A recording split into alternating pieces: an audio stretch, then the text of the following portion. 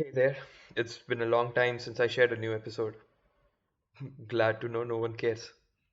As you would soon read why, I had no idea my quest to decipher this terrible message would become so personal and messed up. I am hesitant to continue writing and sharing what transpired, but I can't keep this to myself. And I want him to know that he can't manipulate me, or maybe he can, I'm not sure. Again, you will understand what I mean in due course. If you are reading this, Cypher, I want you to know that you should suffer for whatever you did.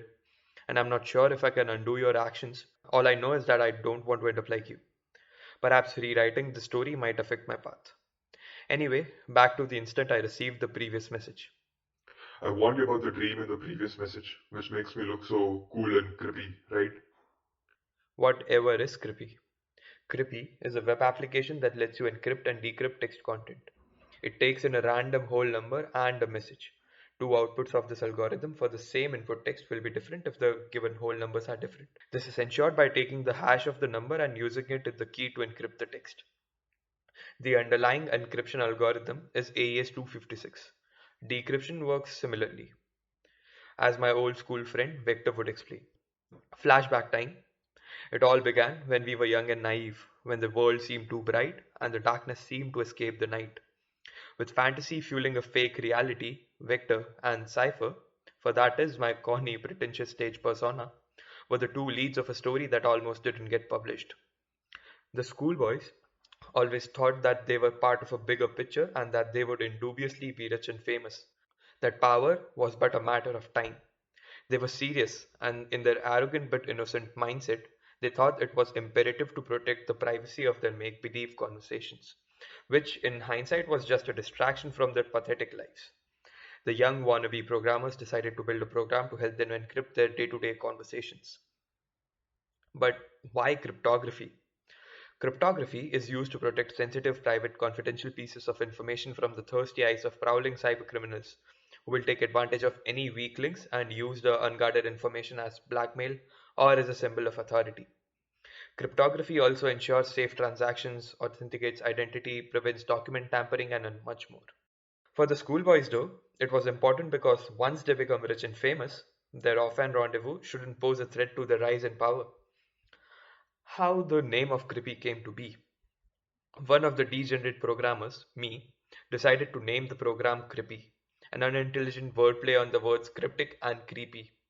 It was an attempt to free ourselves from the rote learning culture of an education system designed to program the students to be competitive and petty, to apply our programming knowledge to do something worthlessly meaningful instead of sculpting our vomit on our test papers. Bypassing the conventional norms of using cryptography to hide information, we trespassed into a more profound realm where we used cryptography to share information instead. Crippy's fate. The schoolboys kept pretending to live their fantasies and eventually realized that their reality was a cryptic joke of the greatest comedian ever to exist, the world. They parted ways. One, Victor, went to study science of computers. They all do these days, isn't it? And the other, the great Cypher, of course, went to study physics. Victor soon realized that Crippy was perhaps the crappiest code he wrote in his programming career. He didn't want his name besmirched by being involved in such an embarrassing project and took charge of rectifying and embellishing this fine pet project by using AES-256 as the underlying algorithm. Now, what is AES?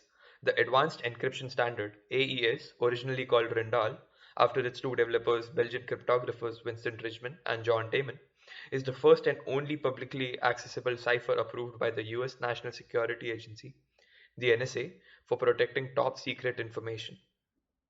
Why 256? To explain what AES-256 is and how it works, let's first discuss encryption. Encryption transforms plain text into a string of random characters using an encryption key. The chosen ones have a special key, a decryption key, that can decrypt the gibberish into its original state.